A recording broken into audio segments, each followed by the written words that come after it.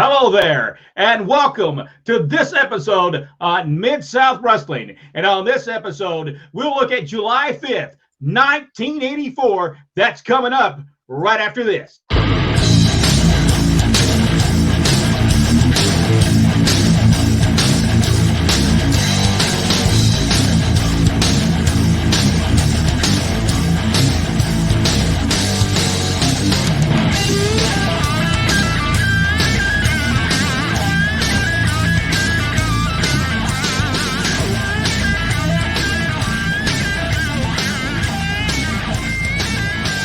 Here we go, Mid-South Wrestling, July 5th, 1984.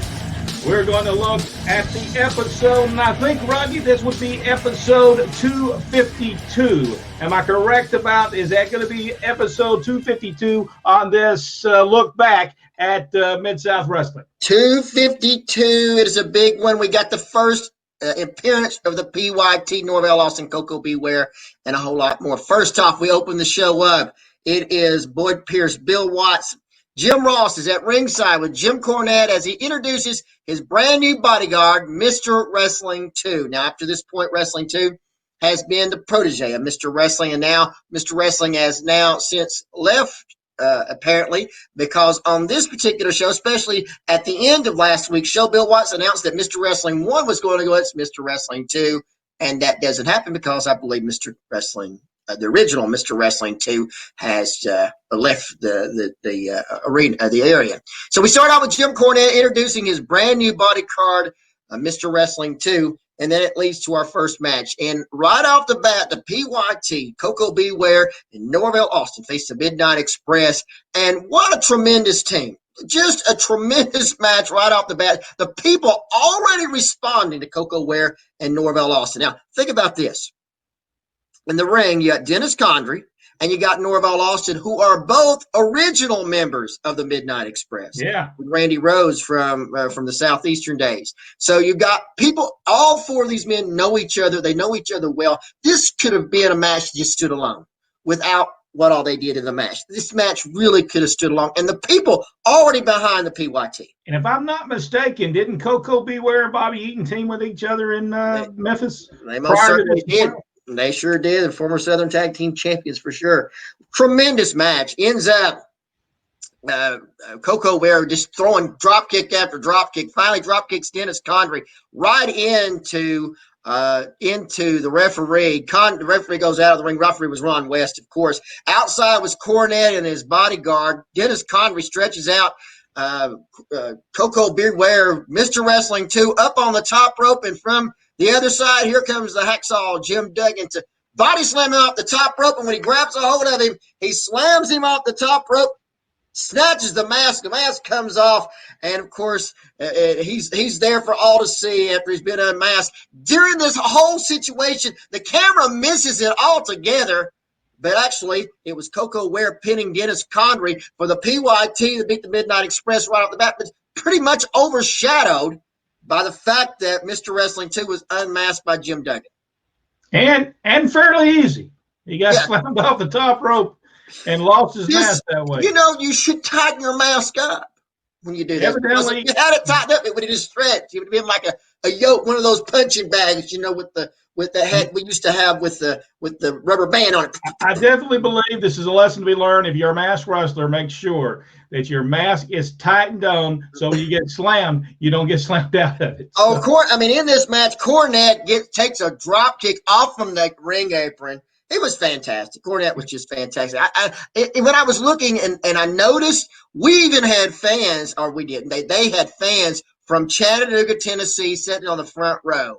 Yeah. We've seen them, and I think they were big fans of Bobby Eaton.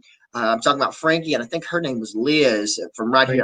I can't think of Frankie's last name right now, but I saw them right on the front. I said, "Hey, I know them." Right, they sat right down from us. We're right on the front row, down on the end.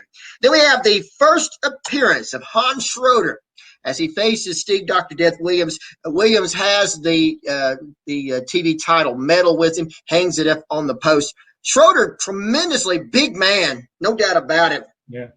And at the end of that, of course, he catches it catches catching him with the stampede. Terry Taylor comes out. He wants that battle. And of course, and Williams are calling out. He calls Terry Taylor a punk to his face, and then he finally says, "If you're not," he said, "You're not. I was man enough to take it from Khrushchev. You've got to be man enough to take it from me." And then pushes and knocks Terry Taylor down, which gets ready for their confrontation down the road between Terry Taylor and Steve Dr. Death Williams. Later in the match, later on, we have a new tag team: Del Vesey and Bob Brown. And later on, as the careers evolve, they become the Alaskan Hunters. And this time they're going to be going against Bobby Fulton and Tommy Rogers, the fantastic, tremendous match. Something kind of happened. I believe Dad might have set this match up because I believe him and Bob Brown might have had some words. I think he might have messed something up. If you noticed, Dad gave him a little one of those going. Eventually, it was the fantastic winning that one. I have to make one. I have to make Sure. one.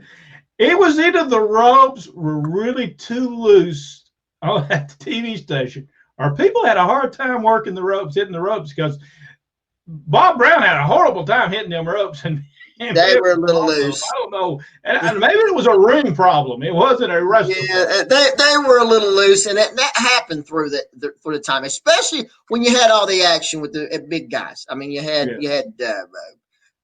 Hercules Hernandez up on the top rope. You had Jim Duggan in there. You had 6 guys in the ring at the same time. So ropes probably needed to be tightened up. They very rarely they were. As the hour goes on, the ropes just keep getting looser and looser through the whole show, it seemed like.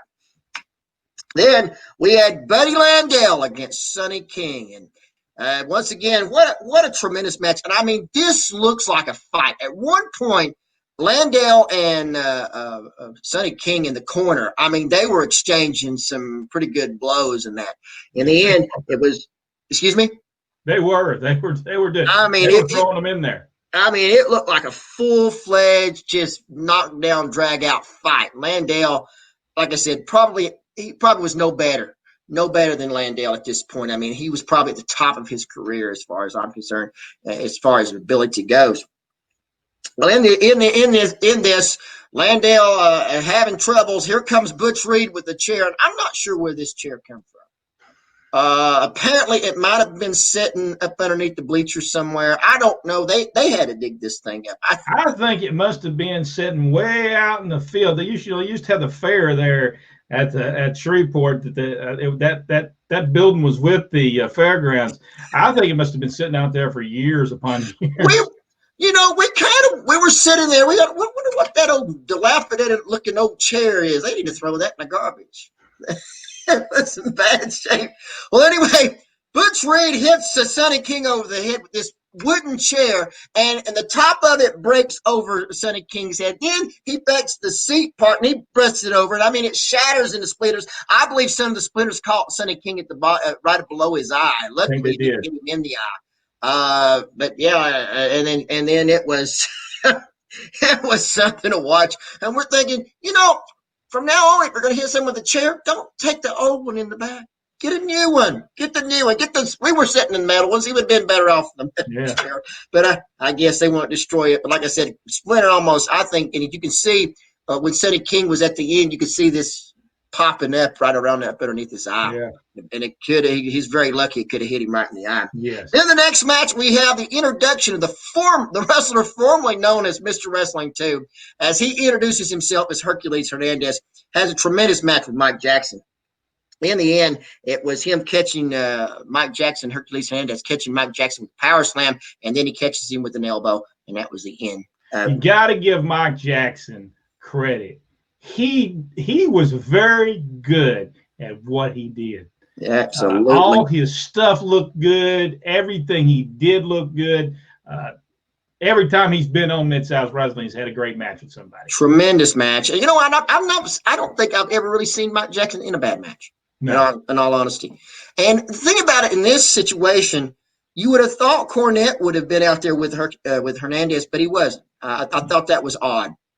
It just seemed odd just because he just introduced him as his bodyguard earlier in the show and he wasn't out there. But anyway, Who am I? I don't know. Evidently, he didn't need his body guarded during that match. He didn't need it. He didn't need any direction. He had it Yeah. all under control, I guess. So there we have it. Hercules Hernandez over Mike Jackson.